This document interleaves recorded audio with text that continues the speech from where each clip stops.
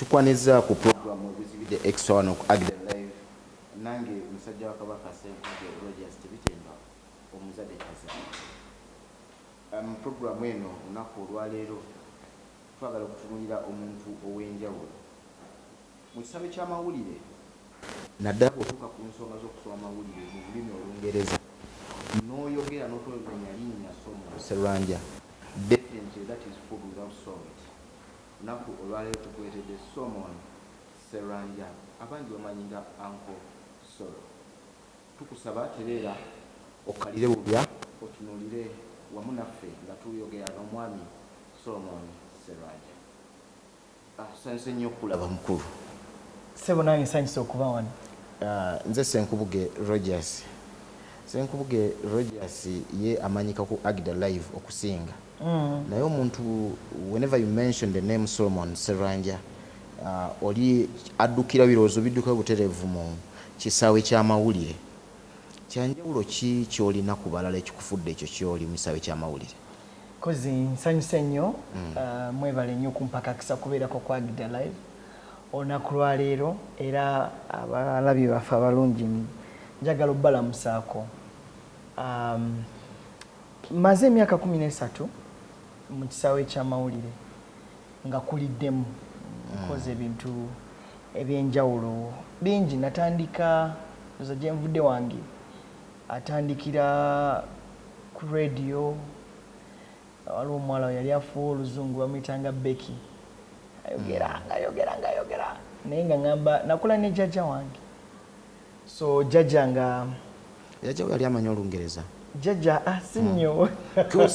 Buli lwoba oyogera kikuzibuulira okumalayo sentence nga teri mu kigambo kya Luzungu. Kati si kyangu kubanga waliretinga otya ne jjajja tamanyi Luzungu, you know? Ndi musajja Muganda nedira mamba.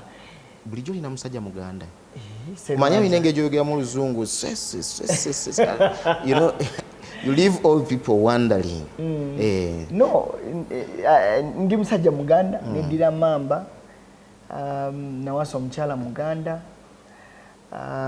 So Wanyonyi era Egomba ndi muko. Okay. Ekyo kikulu nno nakyo nzikiriza nkiyiseewo.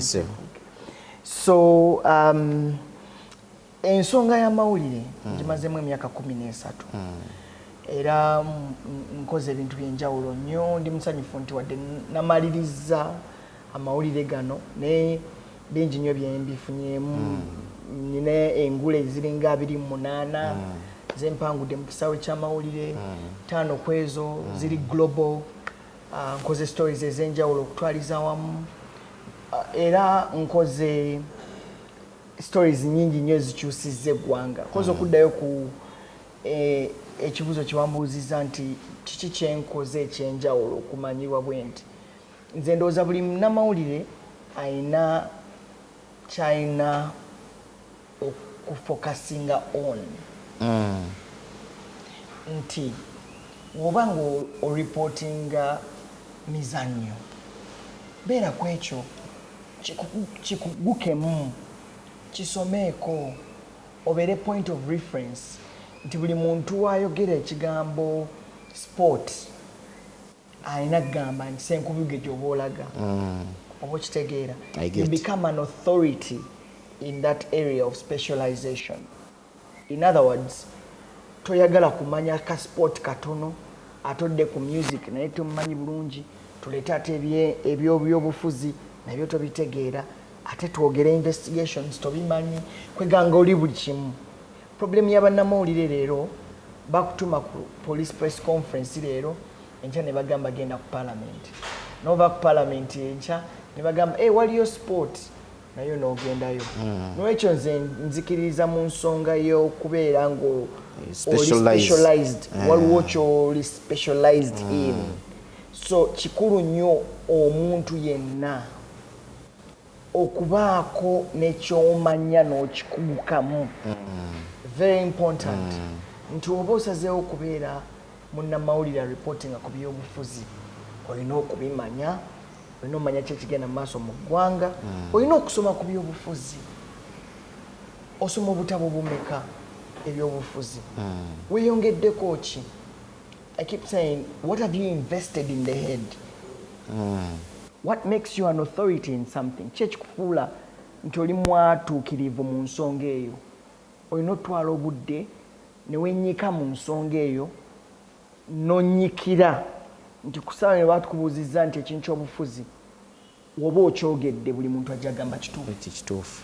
So ekimu ku nsonga oba ku bintu byenkoze ebinfudde ow'enjawulo mu kisaawe kino ekyamawulire kwe kola specialization era nasalawo kola specialization byakunoonyereza mu luzungu kye bandiyise investigative journalism. Kisaawe si kyangu era kirimu okunyiiza abantu olinnya ku bugere bw'abantu so nasooka kikugukamu nagenda sebo bino nembisoma nenkola postgraduate mala bachelors nenkola postgraduate mu investigative journalism e Makerere ate nenfuna ne masters mu journalism and communication. N'olwekyo bino ebintu nga we nkugambye nti olina okweyongerako mu by'okusoma mu by'okuyiga n'ebintu ebipya ebikufuula ew'enjawulo kikyentegeeza w'obanga ospecialize mu investigative journalism waliwo ekintu kyesaagala twerabire kyoyogeddeko nti ogaye nti bwe mbadde sinnannyuka does it mean that you are quitting olugendo lukujja mu mawulire and if so if that is the case abantu babadde bakwesiga bwe batyo obawaddeyo balye emmere without salt because absence of you in the media fraternity means food without salt. No, navudde ku TV NBS we nabadde emyaka 6 nabaddeyo nensavinga mbadde ku TV okumala emyaka 13 kachenino okukola kwe kumentaringa n'okutraininga Sserwanja Abotodde. Okay. Era kyekiwa kitwaguddewo ekitongole bakiyita African Institute for Investigative Journalism era ng'ekitongole kino kyakuyambako okubangula bannamawulire mu bintu by'okunoonyerezebwa ebintu by'okunoonyereza naye ne wano tugenda kuba tukola okunoonyereza kwaffe investigative stories era tujja kuba tuzifulumya era maasokaawo katono tujja kuba waliwo investigation gye tubadde tukolako gye tugenda okufulumya so n'ekyo abantu baffe ababadde bangoberera kati tuli ku institute ku AIIJ oba yagala giyita AIIJ African Institute for Investigative Journalism. Yes. Tugenda kuba tukola investigations zino tuziteeke ku mutimbagano ku YouTube ku Facebook ku Instagram buli wamu kati departments nyingi eziri mu journalism oba mu media fraternity kyava ku kino oga nti nze ya investigative journalism is it because nti yo basobola okuza wabbali olina akutemera munnange ennyamba report togifulumya ki like that oba kiki ekyekwese mabega w'ekyo investigative journalism kwegamba esukkuluma ku mawulire ag'obulijjo nti obeera kungulu ku bya bulijjo kino kibaddewo kibadde wano ono yakikoze mu luzungu kye bayita 5 Ws and H the basics of a story so ebiseera ebisinga bannamawulire bangi bagenderera ku ebyo kubanga balina bulletins ez'enjawulo ze balina okuwa okugeza oli alina amawulire ku 7 alina ku 8 alina ku 10 alina ku 1 so kubanga investigative journalism mwagwe kiwandiise okunoonyereza kutwala obudde you go beyond the limits. You go beyond the story. You dig deeper. You scratch the surface and you dig deeper. Naye kyenjagala okukutegeeza nti wodiginga deeper wansi ate gy'osanga ebyobugagga. Ebyobugagga tebiri kungulu singa amayinja gali kungulu. Singa gold kwe tutambulira. Naye zaabu abeera wansi. N'ekyo investigative reporting oba olina okudiginga n'ojjayo zaabu oli nawo kikyengezako okugamba zaabu oyo woba okoze story ng'oginoonyerezaako bulungi bakubino mawulire abantu ge bakola basula no. Investigative reporting is based on evidence. Wobeera n'obujulizi n'okola ensonga ng'ekwata ku buli muntu n'oginoonyerezaako buli kamu n'okajjayo oleeta ensonga eno n'ojanjala abantu ne bagiwulira era ne wabeerawo ekikolebwa. Impact. Investigative journalism is impact. Yensonga lwaki navaayo nze okukola investigative journalism kubanga okola story egyo n'ekyusa ebintu byonna ku nsonga eyo gy'okoze. Oba nkweka kyakulabirako nali nkyali ku NTV waliwo abantu abaali bafudde omuze ogenda mu byalo ne bakuba ebifaananyi by'abaana mbu tugenda bafunira abasponsa. Bannamateeka abo ne bateeka ebifaananyi ebyo ku mutimbagano ate tebaakoma ku ekyo ne bafuna abazungu okuva ebweru. Abazungu abo nga babasasula emitwalo gya $3 kankyogere mu Luganda nga basasula miliyoni nga 10 n'okusoba. Naye nga kye bakola bafuna ssente ezo ne bagenda ne balimba bazadde baabwe mu kyalo ab'abaana nti bannange mwana mufunidde siponsa. Naye omuzadde omu alina okuba ng'afudde ne baforginga certificates of death biki ne babalimba nga bikyali awo abazungu ne bajja ne weebika ne bajja ne bakuggyako omwana ne bamuwa omuzungu mbw'omufunidde sponsor n'agenda.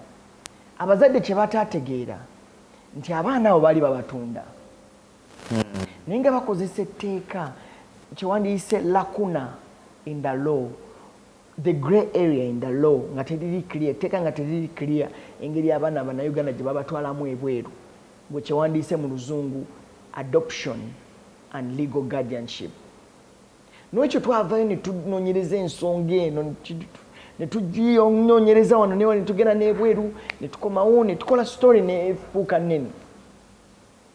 Story eyo tumala oginoonyerezaako twali tuli awo palamenti etuyise, twali tuli awo etteeka baligudde, etteeka ne balinyweza ne balimyumyula nti tosobola kumala gatwala Munnayuganda, mwana wa Munnayuganda on adoption and legal guardianship. N'ekyo kikyengezaako okukola nti we tuba tutandise okunoonyereza ku nsonga zino zivaayo ne impact. So tokola bukozi story ku informing abantu, okola story kubeerawo enkyukakyuka. Ekintu ekyo mwakikola kulumirwa baana nti baali babatta oba nammwe mwakwatibwa kinugu nga mulaba babafunako? Si lwiri kufunako naye olaba nga omuzadde akaaba banne njagala mwana wange, njagala mwana wange, bangamba afunye sponsor bamutwala emyaka gumu ebiri. Nedda nga babatwala for good. Yes, because bakujjako n'erinnya lyo nga tokyali Senkubuge ng'oli Williams Jacobs n'amanya ne bagakyusa nga tokyalina mwana w'oli. Sabe ekigambo kya adoption si kyekyangu, bakujjako identity yo nga tokyali muzzukulu w'aba mwani bino byolanya.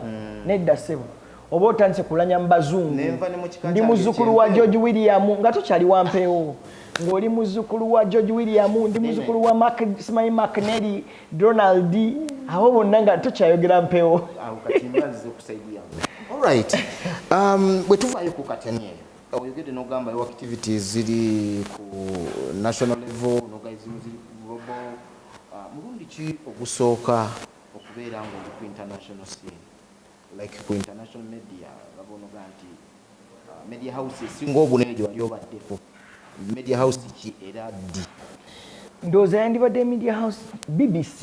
Ndowooza BBC. You've ever appeared on BBC? Of course, I have read news on the BBC. I have done a story for the BBC News osoma from Uganda obango ng'oli mu studio ebweru wa Uganda. BBC studios ayo ziriwa? Ziri London sebo. So which means wakolerako e London? Sebo mukama wange. Wawulira otya nga oli London for the first time? Let me ask you, for the first time oli musuuza BBC in London, wawulira otya mani nsomye nnyo amawulire mu studios nyingi mbadde ku UBC mbadde ku NTV mbadde ku NBS mbadde ku KTN nasoma amawulire naye wenatuuka mu studio za BBC muganda wange nga kamera ziri automated temubamu cameraman zitamulabutamu ziringa kamera 8 oli mu studio kati emabeno eri tebalina mirimu eri kamera ziri ku robot as controlling ali munderi nagitambuliza ku gundi kati bagamba kamera 1 ngeri 1 bagamba switch to camera 3 wota switching irawo enevaawo kakati otherwise wota switch yoyinzo bana chechigena mass kati atenge abagaye switch from camera this to this kakati no limit natuka muli nibagamba standby nibakuba kalanka BBC nibagamba on air ningamba nensi yo nendaba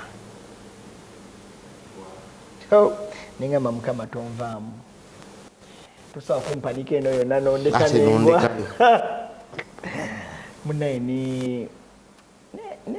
nenjogera nensoma amawulire. It was really a life-changing moment for me and my career. Being on the BBC was really absolutely amazing. I mean, I remember, everyone calling me after they saw me on the BBC, and it was quite fascinating for me. Fuluma voting esimu ejudde Mr. Kozi obufana nyingi atoba kuba mu Uganda tusobola okuba WhatsApp yonna ejudde. I was really happy. It was wonderful. But it was also a stepping stone for my career. Kubanga sadda mabega. In fact, that's where after the BBC, that's where the birth, or that's where the dream of the African Institute for Investigative Journalism started. Kubanga envayo ngamba nkomawo kolaki. Newe nakomawo ninzireyo ku NBS. Era mbere yakubuza nti olugendo olwe London okukola ku BBC lulina engeri gye lwakyusamu olugendo lw'obulamu bwo era bwavayo kiki kyogamba nti kino nakituukako lwakuba nasobola okugenda okukolako ku BBC? When you're at the BBC ofuna ebintu bingi obangulwa mu ngeri ey'enjawulo. Empandika ya story ekyuka. Engeri gy'osoma amawulire ekyuka. Engeri gye weeyisaamu ekyuka. Engeri gye kwegamba obulamu bwo bukyuka bwonna tosaasiga kyekimu ng'obaddeko ku BBC. Oba okitegeera engeri gy'otunulira amawulire ekyuka. Kakati we naliyo ne ŋŋamba naye kakati abantu abannamawulire abatasobola kufuna opportunity eno yakuyiga bino byenjize mbayambiye ntya. Ne ŋŋamba kyenja okukola ngenda tandikawo non-profit organization nga yeeyambako ku training abantu kubawayo kasente kola story kubawa byuma kuba supportinga okuza investigative journalism noba training era sebo kakati tugezako okwogera n'abantu ab'enjawulo ku Ssemazinga wa Africa n'ate ne mu nsi endala ezitusingako okubringa on aba trainers abavanga ku BBC, Al Jazeera, Bellingcat, CNN, but training babangule bannamawulire wano nga bayita mu kitongole kino ekya African Institute for Investigative Journalism. So the dream was birthed in London. Okay. Ngamba, it would be a great opportunity for me to actually bring on people to transfer the knowledge and skill unto them because they never got an opportunity like I did going to London. So chiba chizibu nyo. I get. But now, with this new initiative, we are able to train investigative journalists in the different skills that I got at the BBC. For example, aliochimanyi nti ku BBC babate banda bawadde okufiriminga n'ekintu ekimu waliwo phase gye bayita prima facie.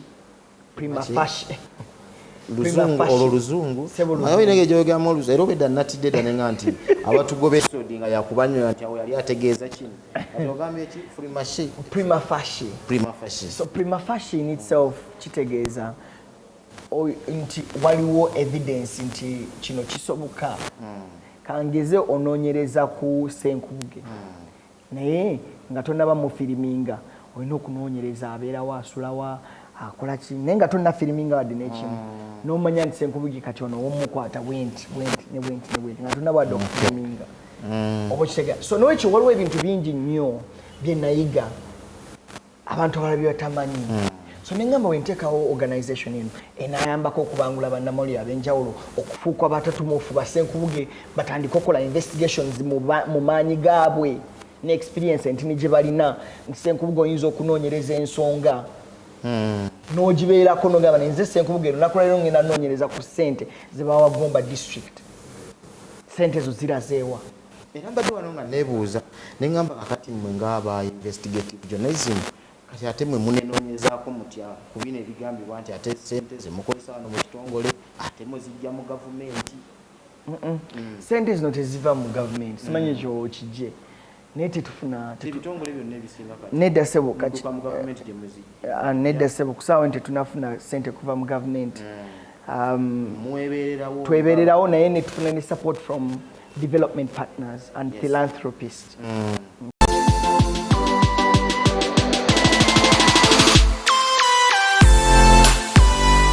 Komyewo ku mpewo tukuliseyo mu kuwummulako tukyalina Solomon Sserwanja era njala tutandike butereevu twakomedde mukulu Solomon Sserwanja ensonga ezirobera abantu abamu okugenda mu maaso bajja ne balowooza nti omulimu kwe bali bwe bulamu bwabwe nti era bwe baguvaako obulamu bukomyawo njagala kubuuza gwe embavu ogijjawo okubeera ng'osobola okukyusa omulimu nga tewesseemu wadde bavubuka ennaku zino bakiyita katengwe sijja muyita cold feet mu luzungu oli mutuufu njagala okukubuulirako ekintu kimu ssebo mukulu Ssenkubuge wobeera ne kye bayita skill oba teweeguya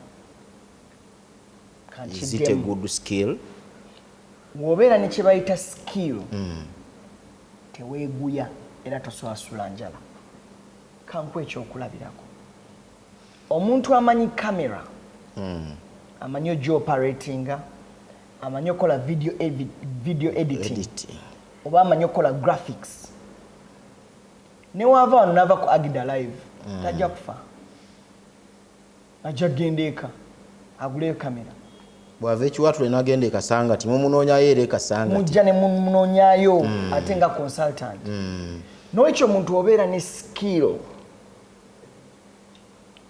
simanyi kye bayita mu Luganda obukugu skill a skill set is everything gold wobeera ne skill mu kintu ky'okola n'okikugukamu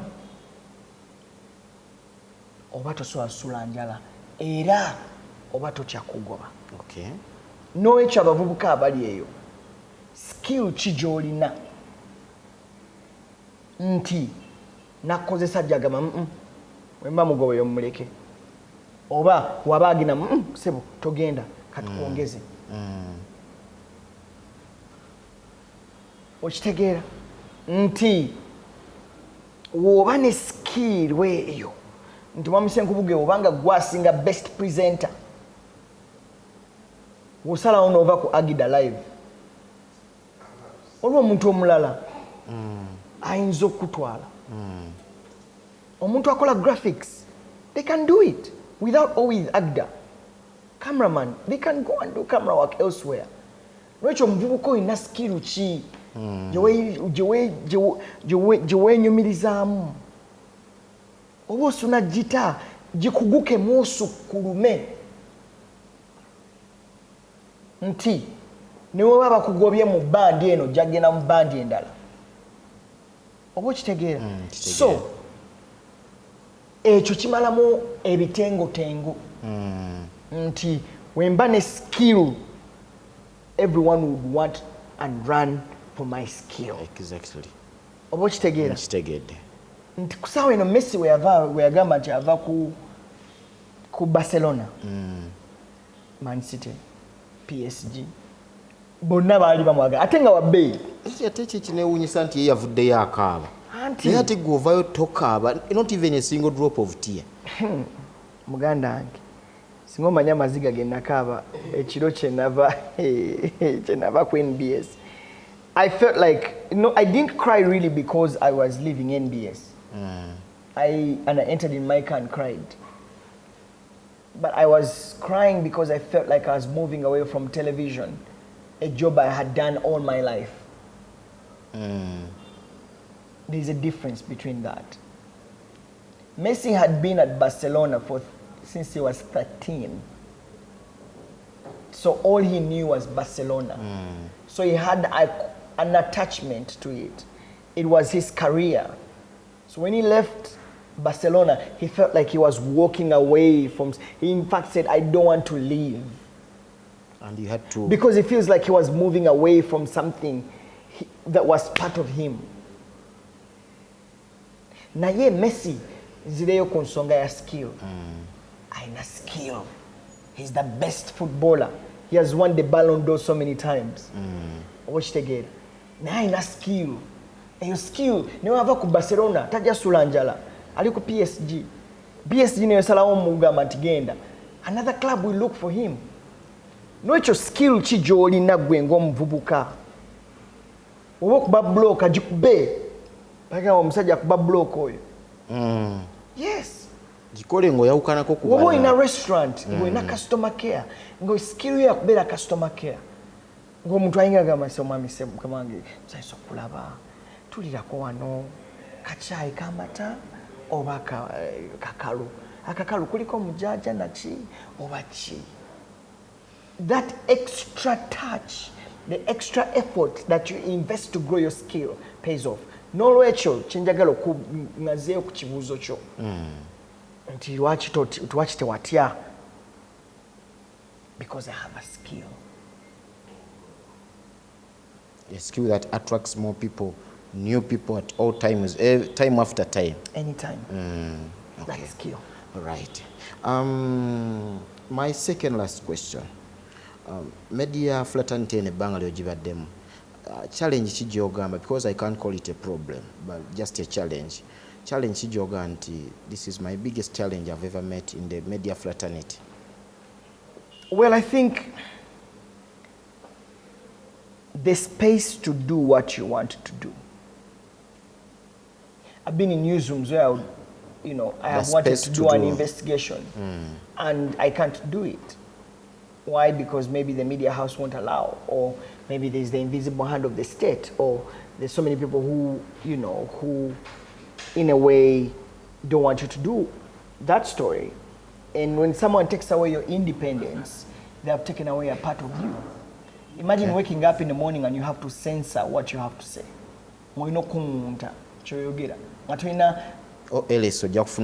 Yes. So there's the problem. Ate ng'owulira ky'osengejja okugyamu ate owulira kye kituufu. Exactly. Naye ng'olina okisengejja okiggyemu. N'ekyo, that's what they call freedom of the press and freedom of expression. Right. When someone takes away that freedom for you to express yourself, they have taken away yourself, actually. Okay. Yeah. My last question. Nga munnamawulire, nga ali mu media, abantu abasinga bali mu media basanga challenge mu maka gaabwe. Bafuna obutabanguko bw'amaanyi ewaka biki.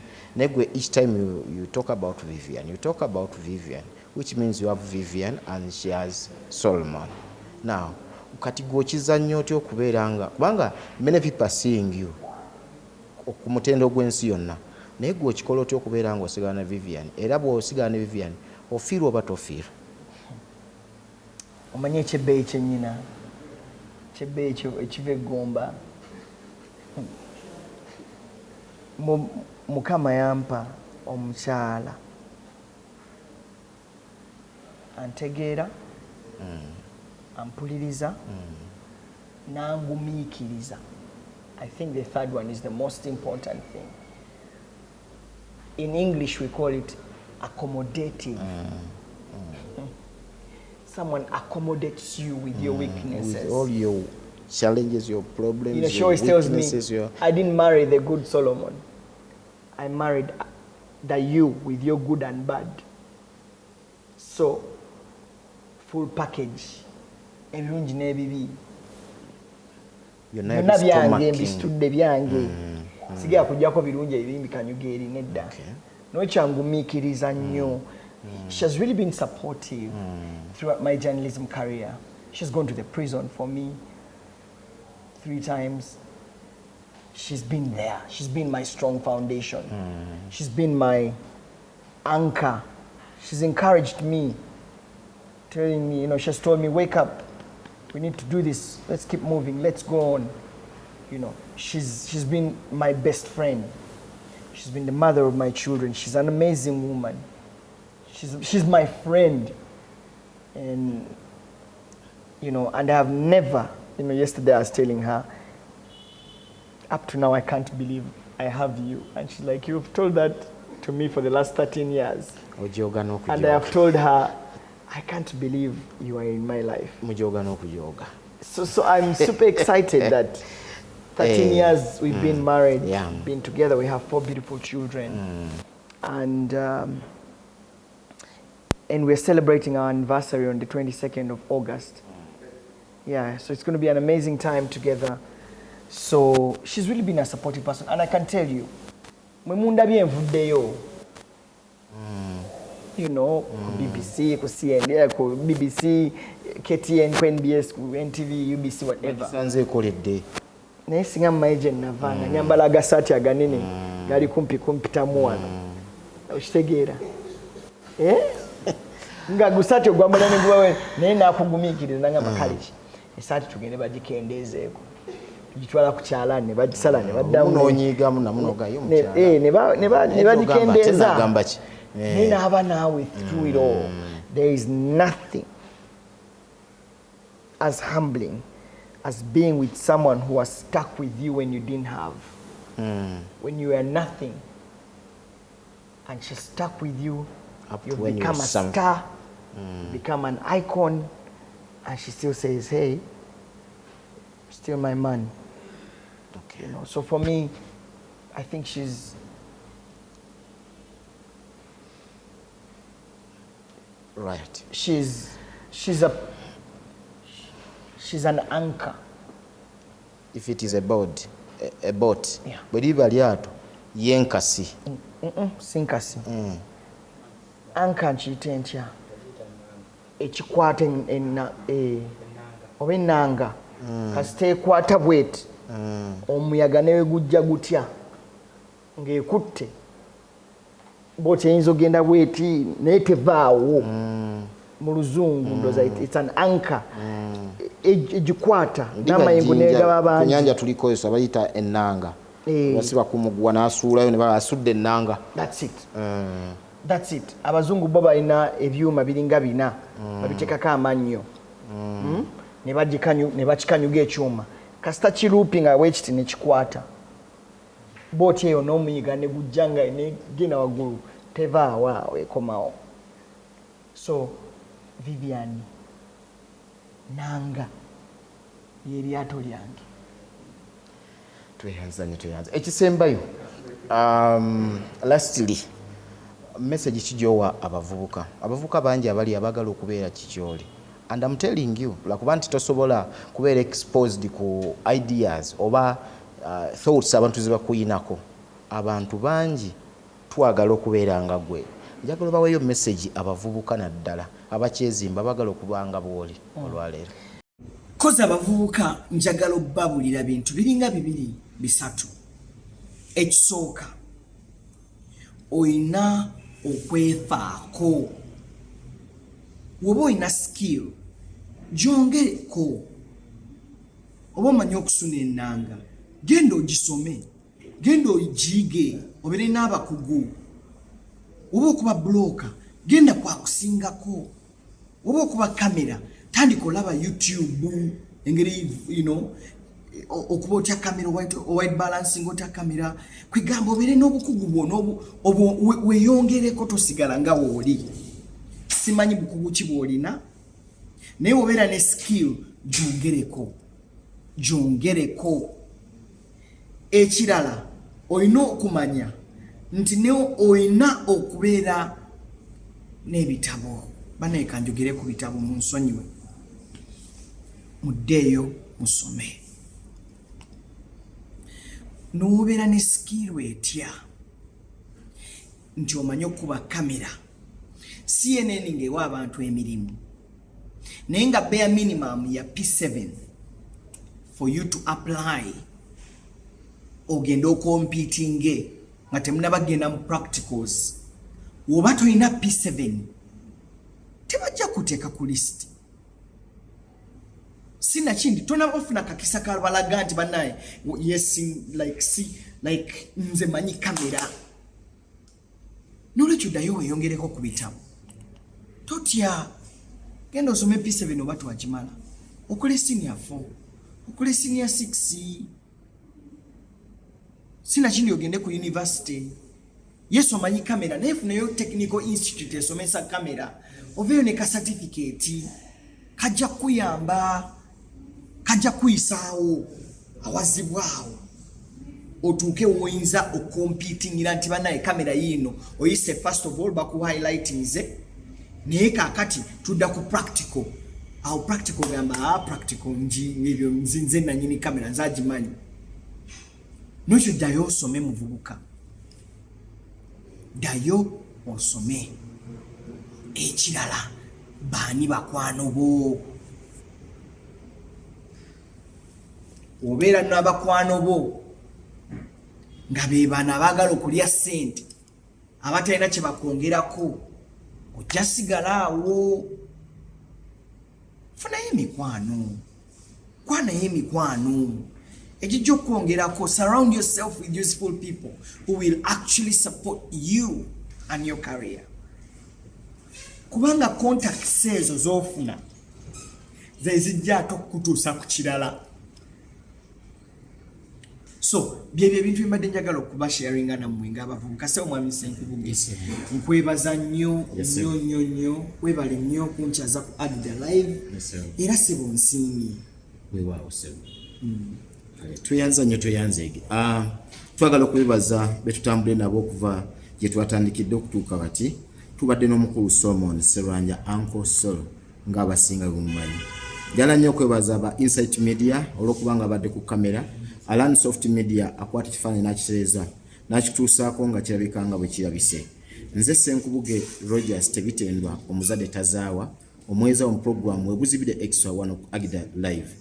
Ayi Katonda wangaaza matumpagwa. Ebyobulamu, ebyenjigiriza,